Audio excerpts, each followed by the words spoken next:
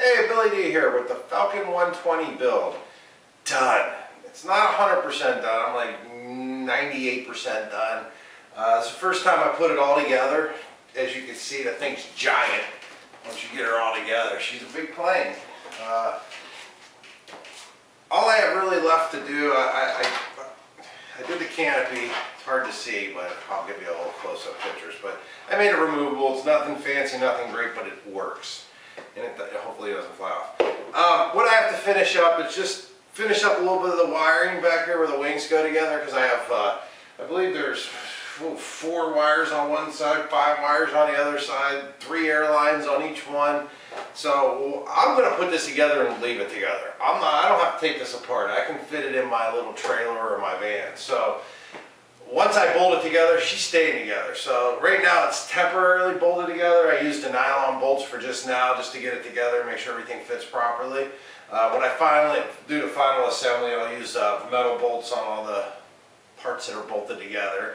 Hopefully I get my great nacelle, this work of art by Araceli. I want to get it painted before springtime. I have plenty of time. It's freezing cold here. Today's supposed to heat up to 50. It'll be the first time the snow's melted since Thanksgiving here. We've seen nothing but white ground.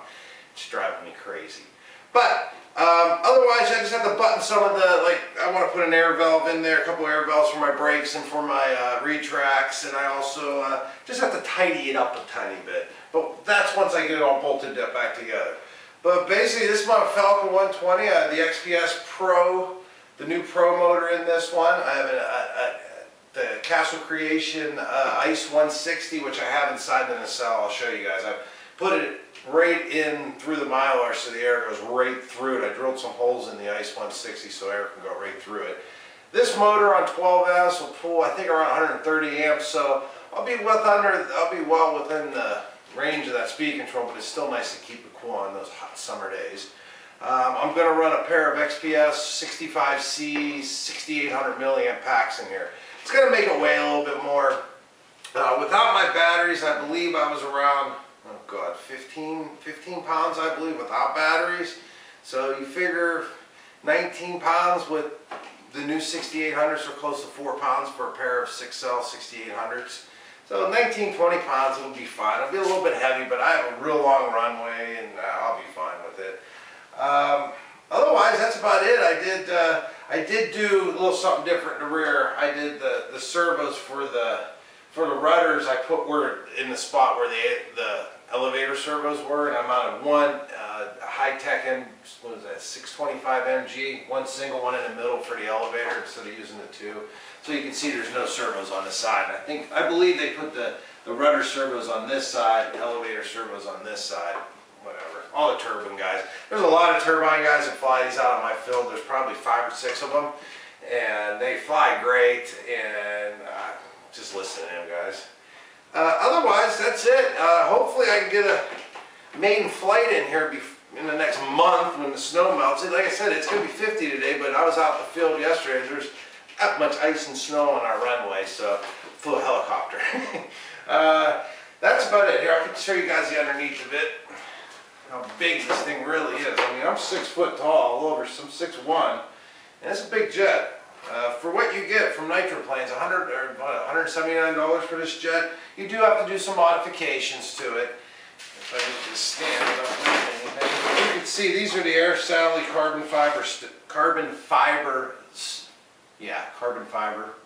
stiffeners that even the turbine guys have a lot of problems. This back section here is really weak. So by putting these stiffeners on, it really strengthens it up. I did trailing arm struts on here. I use older retracts, and I can't remember the name of them. They're supposed to be really good retracts. I had them, so I used them. They work well. I have tam brakes on it. I have real heavy rubber wheels and rims on it. These wheels are really heavy on here. Front one was a firewall mounted. Oh, that's my foot. I'm going to break it. Let me put this thing back up. Oh.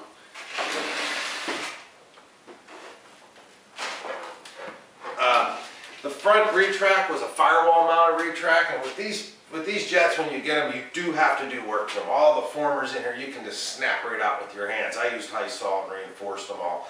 So when I got to the front retract on this, the 2 blocks that hold your retract, and I put a pair of pliers on and they just popped. I mean, literally popped right out. It didn't even break any wood. So, which was nice because I had to get in there and modify and take those out.